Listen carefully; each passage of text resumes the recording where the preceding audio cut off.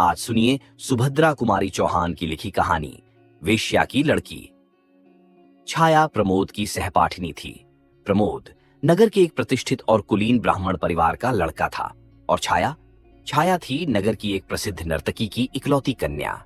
नगर में एक बहुत बड़ा राधा कृष्ण का मंदिर था जहां न जाने कितना सदाव्रत रोज बंट जाता था। सैकड़ों साधु संत मंदिर में पड़े पड़े भगवत भजन करते, मनमाना भोजन करते और करते मनमाना अनाचार। छाया की मां इसी मंदिर की प्रधान नर्तकी थी।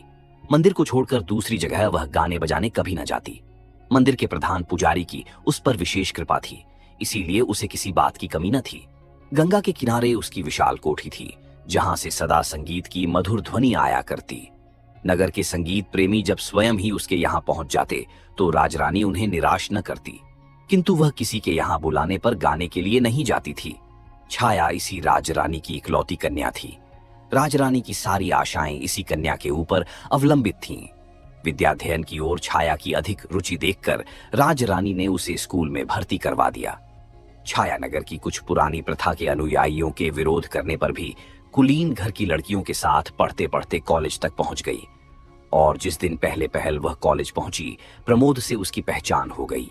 यह पहचान ही बनकर न रह सकी। धीरे धीरे वह मित्रता में परिवर्तित हुई और अंत में उसने प्रणय का रूप धारण कर लिया, जिसका परिणाम यह हुआ कि परिवार वालों का विरोध, तिरस्कार और प्रताड़ना न तो प्रमोद को ही उसके पथ से विचलित कर सका, न छाया को। विवाह के लिए उन्हें कोर्ट का सहारा लेना पड़ा। कोर्ट में रजिस्ट्री होने के बाद आर्य समाज मंदिर में उनका विवाह वैदिक रीति से संपन्न हुआ। अग्नि को साक्षी देकर वह दोनों पति पत्नी के पवित्र बंधन में बंध गए। बचपन से ही कुलीन घर की लड़कियों के साथ मिलते जुलते रहने के कारण उनके रीति रिवाजों को देखते देखते छाया के हृदय में एक कुलवधू का जीवन बिताने की प्रबल उत्कंठा जागृत हो उठी थी। प्रमोद के साथ विवाह सूत्र में बंधकर छाया ने उसी सुख का अनुभव किया। वह एक कुलवधू की ही तरह प्रमोद के इशारों पर नाचना चाहती थी। प्रमोद के नहा चुकने पर अपने हाथ से ही वह प्रमोद के कपड़े धोती। अभ्यस्त न होने पर भी दोनों समय प्रमोद के लिए वह अपने ही हाथ से भोजन बनाती और थाली परोसने के बाद जब तक प्रमोद भोजन करते वह उन्हें पंखा झला करती। प्रमोद के भोजन कर चुकने के बाद उनकी झूठी थाली में भोजन करने में वह एक अकथनीय सुख का अनुभव करती। इसके पहले इस प्रकार काम करने का उसके जीवन में कभी अवसर न आया था, किंतु धीरे धीरे उसने अपने आप को ऐसा अभ्यस्त कर लिया कि उसे कोई काम करने में कठिनाई न पड़ती। राजरानी को पुत्री की परिस्थितियों का पता लगता ही रहता था। वह सोचती कि मेरे साथ रहकर छाया यहाँ रानियों की तरह हुकूमत कर सकती थी। बड़े बड़े विद्वान रईस तक यहाँ आकर उसकी कदमबोसी कर जाया करते, किंतु उसकी तो मति ही पलट गई है। अपने आप ही उसने दासियों का सा जीवन स्वीकार कर लिया है। छाया को किसी प्रकार फिर से अपने चंगुल में फांस लेने के प्रयत्न में वह अब भी लगी रहती। वह सोचती, ऐश आराम में पली हुई लड़की कितने दिनों तक कष्ट का जीवन बिता सकेगी, कभी न कभी छेतेगी और आवेगी। किंतु छाया तो माता के घर के ऐश आराम को घृणा की दृष्टि से देखती थी।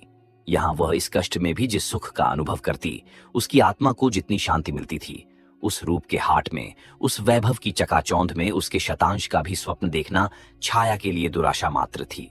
छाया प्रमोद के विशुद्ध और पवित्र प्रेय के ऊपर संसार की सारी विभूतियों को निछावर कर सकती थी। प्रमोद के साथ यह छोटा सा मकान उसे नंदन वन से भी अधिक सुहावना जान पड़ता था। सारांश यह कि छाया को कोई इच्छा न थी। प्रमोद का प्यार और उनके चरणों की सेवा का अधिकार वह सब कुछ पा चुकी थी। प्रमोद के विवाह के बाद प्रमोद के माता पिता ने उन्हें अपने परिवार में सम्मिलित नहीं किया। अपने इकलौते बेटे को त्याग देने में उन्हें कष्ट बहुत था, किंतु प्रमोद के इस कृत्य ने समाज में उनका सिर नीचा कर दिया था। अतएव वह प्रमोद को क्षमा न कर सके। स्वाभिमानी प्रमोद ने भी माता पिता से क्षमा की याचना न की। अपनी समझ में उन्होंने कोई बुरा काम न किया था, इसलिए शहर में ही पिता ने कई मकानों के रहने पर भी वे किराए के मकान में रहने लगे। परिवार और समाज ने प्रमोद को त्याग दिया था, किंतु उनके कुछ अपने ऐसे मित्र थे जो उन्हें इस समय भी अपनाए हुए थे। अपने इस छोटे से इन्हें गिने मित्रों के संसार में छाया के साथ रहकर प्रमोद को अब और किसी वस्तु की आवश्यकता न थी। आर्थिक कठिनाइयां कभी बाधा बनकर उनके इस सुख के सामने खड़ी हो जाएंगी, प्रमोद को इसका ध्यान भी न था। कॉलेज के प्रोफेसरों और प्रिंसिपल की उनके साथ बड़ी सहानुभूति थी। उनका आचरण कॉलेज में बड़ा उज्जवल रहा था और वे परीक्षाओं में सदा पहले ही आए थे, इसलिए वह थोड़ा प्रयत्न करने पर वहां प्रोफेसर हो सकते थे। परंतु सुख की आत्मविस्मृति तक बाह्य आवश्यकताओं की पहुंच कहां। कॉलेज में एक हिंदी के प्रोफेसर का स्थान खाली भी हुआ, किंतु प्रमोद अपने सुख में इतना भूल गए थे कि उन्हें और किसी बात का स्मरण ही न रहा। उनके मित्रों और छाया ने एक दो बार उनसे इस पद के लिए प्रयत्न करने के लिए कहा भी, किंतु उनका यह उत्तर सुनकर, छाया, क्यों मुझे अपने पास से दूर भगा देना चाहती हो, छाया चुप हो गई। उसे अधिक कहने का साहस न हुआ। वह प्रमोद के भावुक स्वभाव से भली भांति परिचित थी। छोटी छोटी साधारण बातों का भी उनके हृदय पर बड़ा गहरा प्रभाव पड़ता था। यौवन जनित उन्माद और लालसाएं चिरस्थायी नहीं होती। इस उन्माद के नशे में जिसे हम प्रेम का नाम दे डालते हैं, वह वास्तव में प्रेम नहीं, किंतु वासनाओं की प्यास मात्र है। लगातार 6 महीने तक छाया के साथ रहकर अब प्रमोद की आंखों में भी छाया के प्रेम और सौंदर्य का वह महत्व न रह गया था जो पहले था। अब वह नशा कहां था। उन्हें अपने कर्तव्य का ज्ञान हुआ। उन्हें अब ऐसा जान पड़ता जैसे उन्होंने कोई बहुत बड़ी भूल कर डाली है। आर्थिक कठिनाइयां भी उन्हें पद पद पर शूल की तरह कष्ट पहुंचा रही थीं। इसके अतिरिक्त माता पिता के स्नेह का अभाव उन्हें अब बहुत खटक रहा था। उनका चित्त व्याकुल सा रहता। बार बार उस स्नेह की शीतल छाया में दौड़कर शांति पाने के लिए उनका चित्त चंचल हो उठता। माता पिता के स्नेह में जो शीतलता, ममता का मधुर दुलार और जो एक प्रकार की अनुपम शांति मिलती है, वह उन्हें छाया के पास न मिलती। छाया के प्रेम में उन्हें सुख मिलता था, शांति नहीं। स्नेह मिलता पर शीतलता नहीं, आनंद मिलता पर तृप्ति नहीं। हाँ, प्यास और तीव्र होती जान पड़ती। आनंद और सुख के जलन की मात्रा अधिक मालूम होती। वे माता पिता के स्नेह के लिए अत्यधिक विकल रहते, किंतु जब माता पिता ने ही उन्हें अपने प्रेम के पलने से उतार कर अलग कर दिया, तब स्वयं उनके पास जाकर उनके प्रेम और दया की भिक्षा मांगना प्रमोद के स्वाभिमानी स्वभाव के विरुद्ध था। प्रमोद का स्वास्थ्य भी अब पहले जैसा न रह गया था। दुश्चिंताओं और आर्थिक कठिनाइयों के कारण वे बहुत कृश और विक्षिप्त से रहते। समाज में भी अब वह मान प्रतिष्ठा न थी। हर स्थान पर उनके इसी विवाह की चर्चा सुनाई पड़ती। प्रमोद के इस कार्य से ही नहीं, स्वयं प्रमोद से भी किसी को किसी प्रकार की कोई सहानुभूति न रह गई थी। सब लोग प्रायः यही कहते कि प्रमोद 2 ही 3 साल के बाद अपने इस कृत्य पर पछताएगा। यह विवाह प्रमोद सरीखे विवेकी और विद्वान युवक के अनुकूल नहीं हुआ।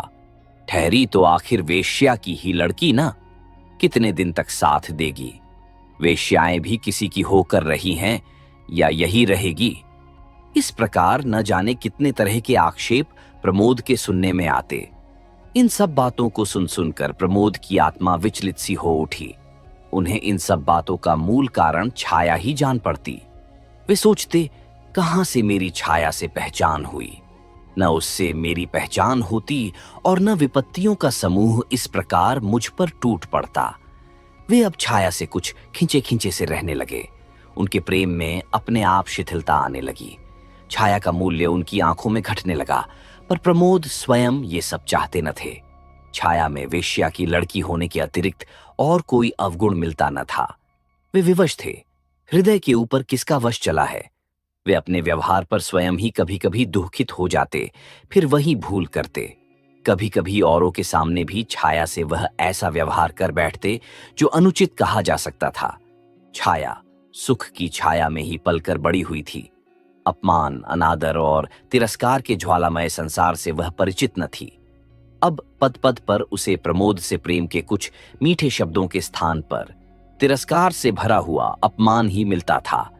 प्रमोद के इस परिवर्तन के बाद भी छाया ने समझ लिया था कि प्रमोद के हृदय में उसने एक ऐसा स्थान बना लिया है जिस तक किसी और की पहुंच नहीं है। उसे इसी में संतोष था। एक कुलवधू इसके अतिरिक्त और चाहती ही क्या है। पत्नी के रूप में पहुंचकर छाया ने अपना अस्तित्व ही मिटा दिया था। प्रमोद के चरणों में उसके लिए थोड़ा सा स्थान बना रहे, यही उसकी साधना थी। और इस साधना के बल पर ही वह प्रमोद का किया हुआ अपमान और तिरस्कार हंसकर सह सकती थी। उसके ऊपर उस अपमान और तिरस्कार का अधिक प्रभाव न पड़ता। प्रमोद के जरा हंसकर बोलने पर वह सब कुछ भूल जाती थी। उसे कुछ याद रहता तो केवल प्रमोद का मधुर व्यवहार।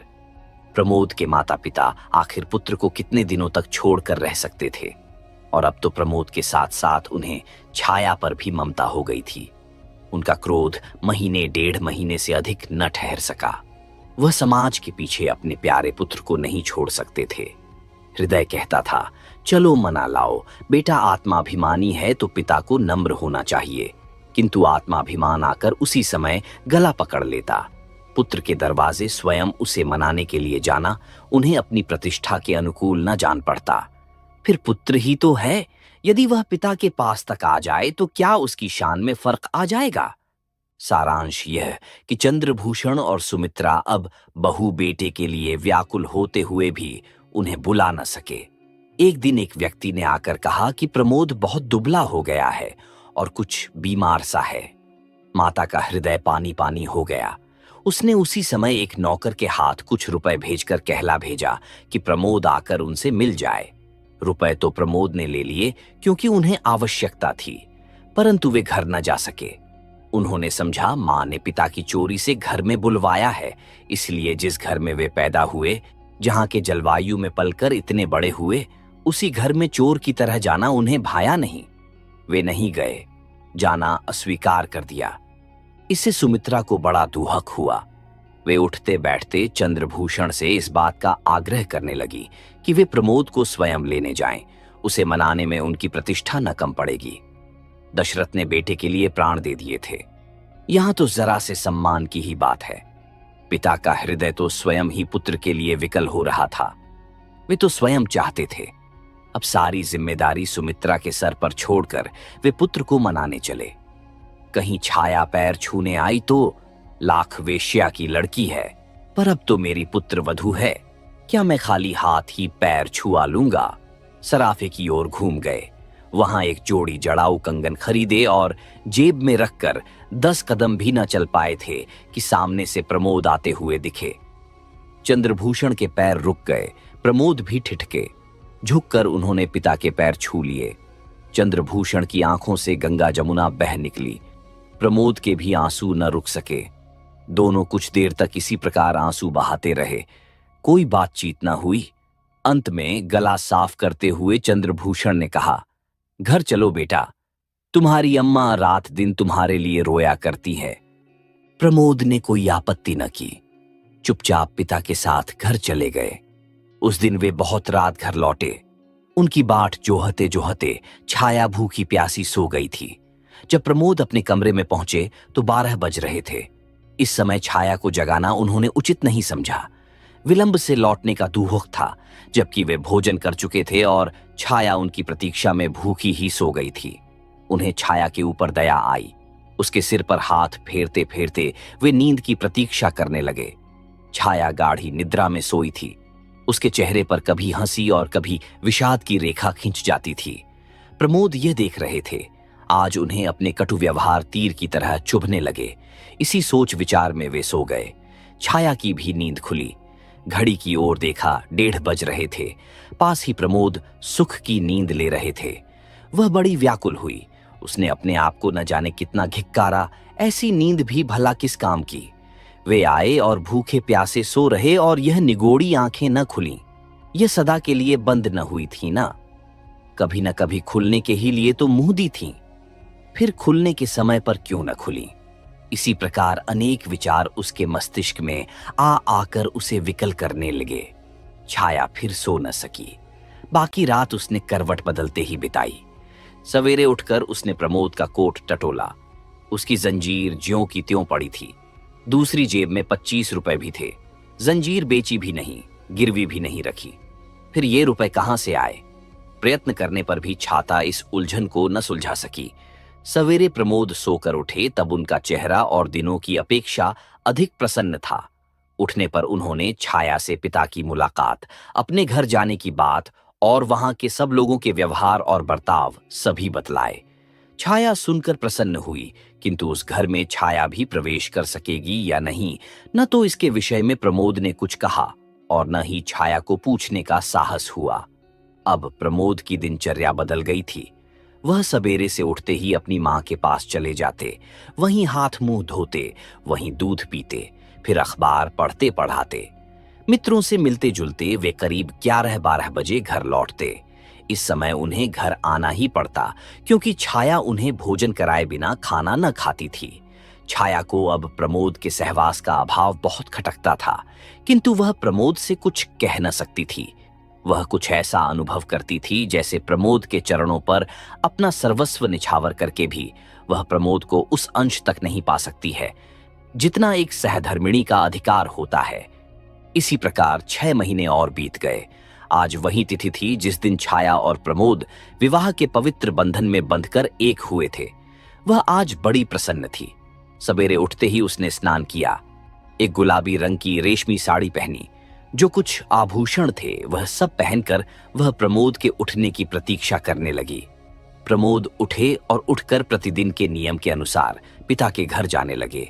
छाया ने पहले तो उन्हें रोकना चाहा, किंतु फिर कुछ सोचकर बोली, आज जरा जल्दी लौटना। क्यों, कोई विशेष काम है? प्रमोद ने पूछा। आज अपने विवाह की वर्षगांठ है। कुछ प्रसन्नता और कुछ संकोच के साथ छाया ने उत्तर दिया। होगी, उपेक्षा से कहते हुए प्रमोद ने साइकिल उठाई और वे चल दिए। छाया की आंखें डबडबा आईं। वह कातर दृष्टि से प्रमोद की ओर तब तक देखती रही जब तक वे आंखों से ओझल न हो गए। फिर भीतर आकर अन्यमनस्क भाव से घर के कामकाज में लग गई। भोजन में आज उसने कई चीजें जो प्रमोद को बहुत पसंद थीं बनाई, किंतु इधर भोजन का समय निकल जाने पर भी प्रमोद घर न लौटे तो वह चिंतित सी हुई। उसे रहा न गया। उठकर वह प्रमोद के घर की तरफ चली। जहां न जाना चाहती थी वहीं गई, जो कुछ न करना चाहती थी वही किया। घर के सामने पहुंचकर उसने देखा कि चंद्रभूषण तख्त पर बैठे हैं। छाया को देखते ही वे कुछ स्तंभित से हुए, किंतु तुरंत ही आदर भाव प्रदर्शित करते हुए बोल उठे, आओ बेटी, कैसे आई हो? आओ बैठो। छाया को ससुर से इस सद्व्यवहार की आशा न थी। वह उनके इस व्यवहार पर बड़ी प्रसन्न हुई। उसकी समझ में न आता था कि वह प्रमोद के विषय में कैसे पूछे।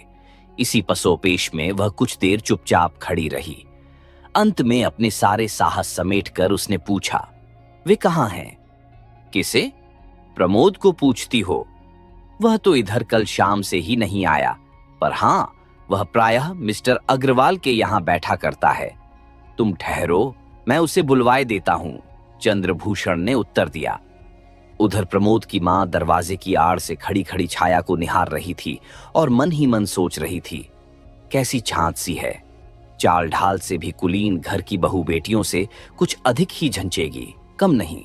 बातचीत का ढंग कितना अच्छा है, स्वर कितना कोमल और मधुर है। चूल्हे में जाए वह समाज जिसके कारण मैं इस हीरे के टुकड़े को अपने घर में अपनी आंखों के सामने नहीं रख सकती। छाया फिर बोली, आप उन्हें न बुलवाकर मुझे ही वहां पहुंचवा दें। अच्छी बात है, कह के चंद्रभूषण अपने एक विश्वास पात्र नौकर के साथ छाया को मिस्टर अग्रवाल के घर भेजकर भीतर आए। पत्नी से कहा, वह लड़की जिसके साथ तुम्हारे बेटे ने ब्याह किया है आज आई थी। पत्नी ने तिरस्कार के स्वर में कहा, वह बेचारी तो उपत के तुम्हारे दरवाजे तक आई और तुमसे इतना भी न बन पड़ा कि उसे घर के भीतर तक लिवा लाए। चंद्रभूषण सिर खुजाने लगे। वाह, मैंने तो तुम्हारे ही डर के मारे नहीं बुलाया, नहीं तो बुलाने को क्या हुआ था, अपनी ही तो बहू है। फिर वे उठकर भीतर गए। अलमारी से वही कंगन की जोड़ी जो उस दिन उन्होंने खरीदी थी लाकर पत्नी के सामने धर दी। बोले, लो, अब जब आवे तो उसे यह कंगन पहना देना। सुमित्रा ने चकित दृष्टि से एक बार कंगन और एक बार पति की ओर देखा, फिर प्यार किंतु तिरस्कार स्वर में बोली, मेरे लिए तो ऐसा कंगन कभी न लाए थे, अपनी बहू के लिए कैसे चुपचाप खरीद लाए, किसी को मालूम भी न होने पाया। अरे तो ऐसे कंगनों के लिए कलाई भी तो वैसी ही चाहिए। कहते कहते चंद्रभूषण बाहर चले गए। कंगन उठाकर सुमित्रा ने रख लिए और उसी दिन से फिर छाया की बाट जोहने लगी। छाया ने मिस्टर अग्रवाल के घर पहुंचकर देखा, प्रमोद ताश के खेल में तल्लीन है। वहां पर कई युवक और युवतियां थीं। प्रमोद सबसे हंस हंसकर बातें कर रहे थे। वहां पर मिस्टर अग्रवाल की कन्या शांता को छोड़कर छाया किसी को पहचानती न थी। शांता से छाया का परिचय भी प्रमोद ने ही करवाया था। शांता प्रमोद की बाल सहेली थी और वे उसका बहुत आदर करते थे, किंतु आज प्रमोद का शांता के पास इस तरह बैठे रह जाना और छाया की उपेक्षा करना छाया को बड़ा कष्ट कर जान पड़ा। वह सोचने लगी, यहां न आती तो अच्छा होता। वह बैठ न सकी। 10 मिनट तक चुपचाप खड़ी देखती रही। अंत में शांता की नजर उस पर पड़ी। उसने उठकर छाया को आदर के साथ बैठाया। प्रमोद को छाया का इस प्रकार उसकी खोज में ही सही उसके मित्रों के घर तक पहुंचना अच्छा न लगा। उन्होंने वहीं सबके सामने उसे डांट दिया। वे सिर से पैर तक जल उठे। कुछ देर वहां बैठकर फिर वे अपने घर आए।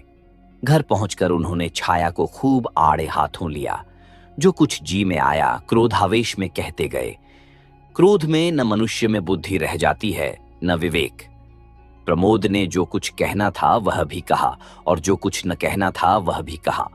अंत में उन्होंने यहां तक कह डाला कि तुम अपने परिवार की चाल क्यों छोड़ सकोगी? गली गली घूमोगी, नहीं तो काम कैसे चलेगा? तुम तो मालूम होता है वही करोगी जो तुम्हारी मां आज तक कर रही है। छाया कट सी गई। अपमान उसके चेहरे पर तड़प उठा, किंतु वह कुछ नहीं बोली। वह जानती थी कि कुछ बोलकर अपना अहित छोड़कर वह हित नहीं कर सकती। अंत तक अपने इस कार्य के लिए वह विनम्र भाव से प्रमोद से क्षमा मांगती रही और इस बात का आश्वासन देती रही अब उससे ऐसी भूल कभी न होगी। किंतु प्रमोद अपने को शांत न कर सके। वे उन्मत्त की तरह कभी टहलते और कभी चुपचाप लेट जाते। अंत में कुछ देर तक इधर उधर टहलकर वे छाया से बोले, छाया, मैं तो मिस्टर अग्रवाल के घर जा रहा हूं, वहां मुझे कुछ शांति मिलती है। शांता के पास पहुंचकर मैं एक प्रकार के सुख और शीतलता का अनुभव करता हूं। वहां मैं सारी दुश्चिंताओं से क्षण भर के लिए अपने आप को मुक्त पाता हूं। वहां मैं जितना अधिक रहूं, रहने दिया करो। तुम्हारे पास मुझे सिवा ग्लानि और क्षोभ के कुछ नहीं मिलता। तुम्हारे पास मैं शांति नहीं किंतु अशांति ही अधिक पाता हूं, शीतलता नहीं, मुझे जलन होती है। और यह सच तो है छाया कि अब मैं तुमसे घृणा करने लगा हूं। तुम्हारी मां के घर की दासी का आना जाना मैं संदेह की दृष्टि से देखता हूं। मुझे तुम्हारे ऊपर विश्वास नहीं रह गया है। अब तुम मेरे पीछे मत पड़ो, तुम्हें स्वतंत्र किए देता हूं। तुम चाहो तो अपनी मां के पास जाकर सुख से रह सकती हो। मैंने तो तुम्हारे साथ इतने दिनों तक रहकर भर पाया। बस अब और अधिक मुझे अपने साथ रहने के लिए विवश मत करो। रोने धोने का मुझ पर कोई असर नहीं होगा। जहां मैं थोड़ी शांति पाता हूं वहां जाने दो। कहते हुए प्रमोद बाहर चले गए। छाया वहीं धरती पर लौटकर फूट फूट कर रोने लगी। आज उसे मालूम हुआ कि वह कितनी असहाय, कितनी विवश और कितनी दुर्बल है। संसार उसे शून्य सा होता हुआ जान पड़ा। उसे ऐसा लगता था जैसे उसका सर्वस्व कोई बरबस उससे छीने लिए जाता है। वह चीख पड़ी और रोते रोते बेहोश हो गई। पड़ोस की कुछ स्त्रियों ने आकर उसके मुंह पर पानी के छींटे दिए। छाया उठ बैठी। उस दिन वह भोजन न कर सकी। इस प्रकार विवाह की पहली वर्षगांठ संपन्न हुई। प्रमोद बहुत रात गए, घर लौटे। छाया तब तक सोई न थी। वह अब भी रो रही थी। छाया की अवस्था पर प्रमोद को दया आ गई। उन्हीं की ओर से इस संग्राम की संधि का प्रस्ताव पेश हुआ। सुलह हुई और दोनों ने साथ भोजन किया। रात अच्छी कटी, किंतु सवेरे से फिर वही रफ्तार बेढंगी जो पहले थी सो अब भी है आरंभ हो गई। प्रमोद फिर कुछ तेज बातें कह के चल पड़े और छाया रोती रह गई। राजरानी अपनी पुत्री की दुर्वस्था के विषय में प्रतिदिन सुना करती थी। उसने फिर अंतिम शस्त्र फेंका, दासी से कहला भेजा, अभी भी कुछ बिगड़ा नहीं है। छाया चाहे तो आकर मेरे साथ सुख से रह सकती है। यह इतनी बड़ी कोठी और लाखों की संपत्ति उसी की है। वह इतना कष्ट क्यों झेल रही है? अभी उसकी मां तो जीवित है, इतना तो सोचें। छाया ने उसके उत्तर में मां को कहला भेजा, मेरी नसों में सीता और सावित्री का खून दौड़ रहा है। मैं आर्य महिला हूं, मैं अपने पति के चरणों को छोड़कर नहीं जा सकती। सीता और सावित्री का महान आदर्श मुझसे कहता है कि पति ही मेरा परमेश्वर है। पति को छोड़कर स्त्री की कहीं दूसरी जगह गति नहीं हो सकती। उनसे कहना कि मेरी मां तो मर चुकी है, मैं उन्हें अपनी मां नहीं समझती। मेरी मां होती तो मेरी ही तरह पवित्र जीवन बिताती। इस उत्तर से राजरानी के स्वाभिमान को धक्का सा लगा। उसने सोचा अभी और ठोकरें खाने के बाद उसकी अक्ल ठिकाने आवेगी, तब अपने आप चली आवेगी। जैसे ही दासी घर से बाहर निकली, प्रमोद ने घर में प्रवेश किया। वह सिर से पैर तक जल उठे। घर के अंदर जाते ही उन्होंने बेकसूर ही सारा क्रोध छाया पर उतार दिया। छाया के हर छोटे छोटे कार्य को अब वे संदेह की दृष्टि से देखते थे। उन्हें उसके ऊपर विश्वास न रह गया था।